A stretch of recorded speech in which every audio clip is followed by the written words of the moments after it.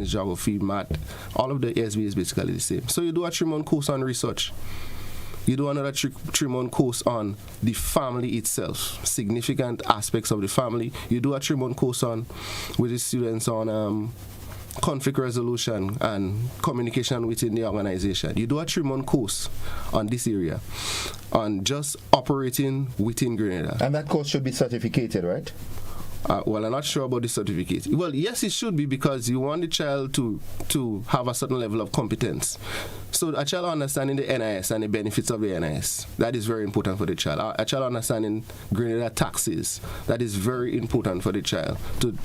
A child understanding logistics when it comes to how they get an item from the port, how they ship items out. These are barriers that prevent students from getting engaging into business properly. Wow. So you do courses. Yeah.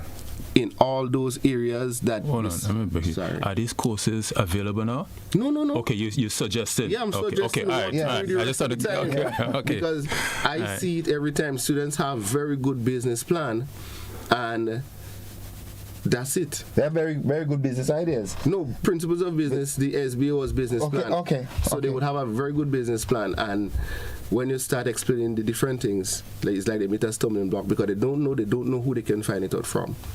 You meet them at the secondary school level, and you bring all those things to them. How to really exist. Well, I'm left in awe. Yes, that is a wow moment for me. Well, actually, I was going to suggest something similar, but well, you see, but the perspective on education has to be adjusted, because the children are coming to pass an exam. They're coming to pass CSEC, and if the parents don't think that they can make it in CSEC, then they drop out. The boys that figure I can't sit down and think education feel like a girly thing, they drop out. So if they're not catered for, they fall by the wayside.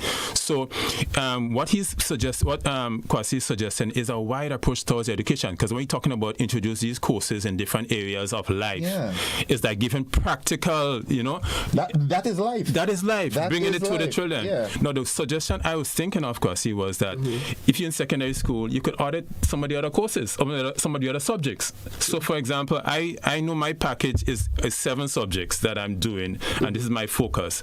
But I just go in and I sit in agriculture. So I just sit in an agriculture science class to gain experience, whatever, and the teachers, because you could audit courses at a university level. I've audited music courses when I was studying education, but I would go down to Edna Manley College and audit certain music courses, and it's like I did the course. I didn't have a grade from Edna Manley, but I wanted to develop myself. So so it can happen in the secondary school too.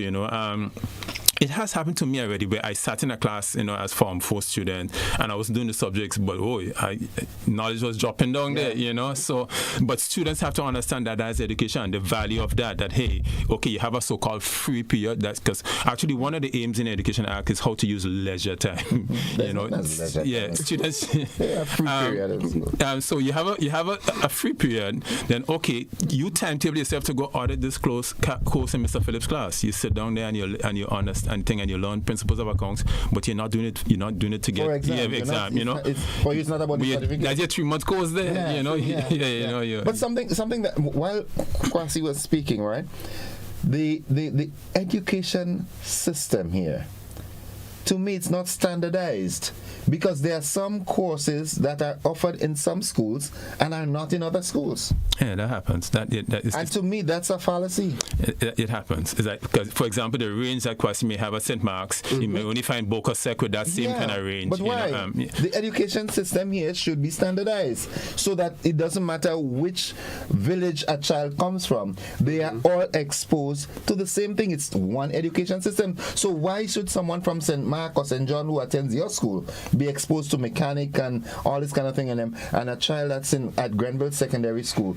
It's not. But there are ways to do it still, I think we have time to discuss everything, but there are ways to do it still. There are ways to even, I think, since it's one national system, I think that there should be even ways to swap teachers within the system. Where he's an ACE teacher, come up by us in St. John's once a week, so we that kind of thing. Or and then you have a group of students doing a field trip to this school to get exposure in Yes, you know, very so well. because it's one system. So just as you have in the secondary school systems where you have periods, 45 minutes per so. From the ministry standpoint, those are subject areas that are highly technical, and you don't have a plethora of people that can teach it. You have a unit in the ministry, and you have them scheduled. Okay, so today you're going to St. Mark to teach this, and you alternate. So, that's. I mean, come on. Okay, so I think there's one point I want to emphasize, or probably just put in. I really love Kwasi's explanation as to what the package should look like, because he's saying, I hope listeners and especially the parents who monitor the child's education, he gets it. That he's saying that there should be a core area of subjects you're doing, which should include math, English, a skill, and there are a variety of skill. But after and then a social subject, I think social studies is important. As a matter of fact, today I'm not even going to tell you what I consider to be the most important subject. Next week we'll deal with that. So he's saying you should have these core areas, but critical now, he says, in selecting whatever else is concerning the child's aptitude. We spoke about intelligence, right? We said intelligence, there's multiple intelligences. So you should kind of pick up and be listening and feeling, but I find you strong in this, and then realize, okay, well, how about this technical subject, Gary, because I noticed you kind of thing, and then, so based on that now, if the child looks kind of towards business, kind of towards farmer, fisherman, if he looks towards builder, engineer, mechanic, plumbing, wherever, you kind of tailor now that you understand the core areas, and you give them the core areas, and then you tailor now the other subjects, you add the other two, 2 or 3 to based on that. The other point I want to mention that you notice that when he count up his basic number of subjects, just about 7. Yes. I'm saying that 5 to 7 subjects is more than adequate. More than enough. More than adequate. Yeah. If you look at all the major institutions, even in our region, UWI, you can still enter at a lower matriculation with 5 subjects, 5 CSEC. SGU, you can enter with 5 CSEC. UTEC, a very good technical college in Jamaica, you can enter with 5 CSEC. University of Trinidad and Tobago, you can enter with 5. The list goes on. You can enter with 5 CSEC. So if going on to higher education is your goal, then you're safe. Yes. But I mean, the point is that you're safe. You're safe with 5 or 6. 5 to 7. We need to engage some of our callers. Callers, the number. Wow, the line is already hot. And let's go to the telephone line. Good morning, caller. Hey, morning, sir. How you doing? I ain't do it yet, but I will do it, I promise. All right, Dabrio here. Watch, I have to congratulate your guest this morning. Some of the ideas thrown out in terms of the 3-month courses and just preparing our people for life. I think this is something that whoever is planning in the Ministry of Education should sit down and take to heart, because I think that is definitely going to help us in ensuring that at the end of the day, we do not, as was mentioned earlier in the program, churn out educated fools. Secondly, the suggestion that was made about, the exchange of teachers and students being able to access courses that are available in other schools. Well, this is one of the things that COVID gave to us. COVID, with all the pains and stresses that we had to deal with, it gave us online learning. Unfortunately, we haven't heard anything about it. If there is any guidance from the Ministry of Education on it, as a parent, I have not heard anything. I know devices are being left home. I don't know what happened to MSTAR or any of these platforms, but that is what it gave us. The ability now of having teachers being able to deliver courses to students in other classes, whether it is them sitting in their room, them being in a lab, what have you. This is the place where we were supposed to be at. But apparently we have regressed.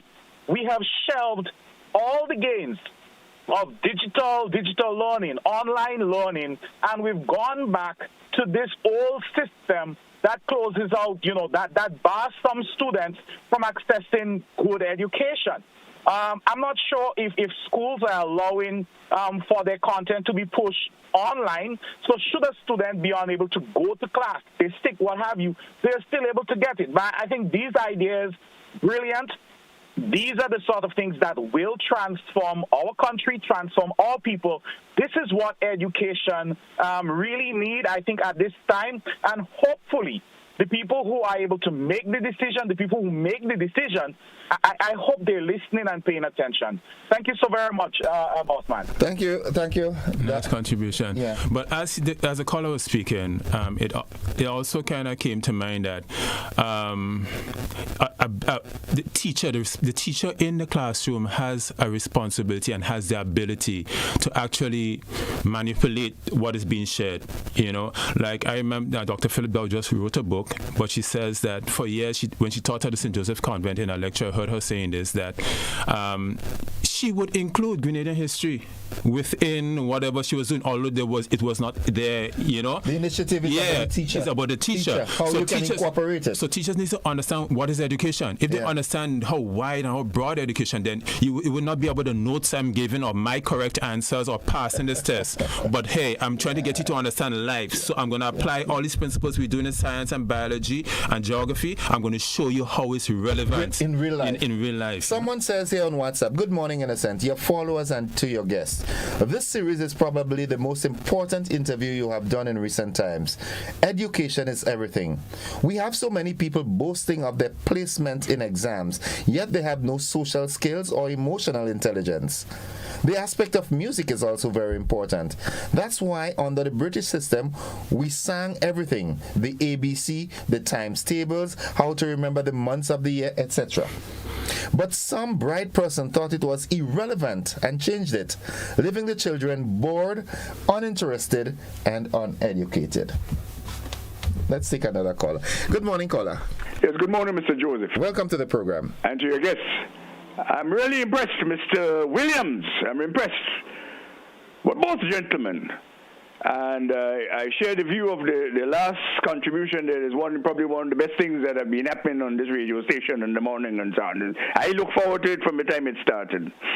So I wish you people would continue. But it bothers me. It really does bother me that with all this knowledge and all these concepts and all these philosophical beliefs within the heads and minds of the teachers of this here country, that we've reached where we are. Isn't that paradoxical, Mr. Phillips, sir? Mr. Williams, sir? Anyway, let me end by, so I congratulate you, gentlemen, and I do hope that you can. But I want to advise Mr. Philip on the matter, and I have no other way of doing it, Mr. Philip. I would like you to be meticulously careful with this. The verbal structure would have plus the the past participle. It does not tell you what happened in the past. It expresses an unreal and imaginary situation, just for what it's worth, because we've been seriously misusing that verbal structure in the language. Being a pedant, I have no other obligation. Have a nice day, gentlemen, will you? Thank you very much. Have a good day too. Have a good day too. Thank you very much. Yeah. I don't. It's important, but I do not see significant things as what Mr. Williams would have said that Dr. Nicole did, up to the initiative of the teacher. I want it to be written down and be mandatory, because if we leave a lot of things up to the initiative of the teacher, if the teacher does not feel like, then it would not happen. Okay. I get your drift. Yeah, but I was going even further with it too. Like, even with the syllabus that you have documented, more can be done to make it real to the students. Correct. You know this, and that one is up to the initiative of the teacher. Teacher has to be creative and find ways to now just make this subjects come alive, because education is life. So let's make it come alive too. Do you gentlemen remember the days, and I don't know if you remember that, but after lunch, after you had lunch and so forth, you go back to the classroom, the teachers would say, okay, we're not staying inside the classroom, we're going outside under the tree and do something creative and some nature, something.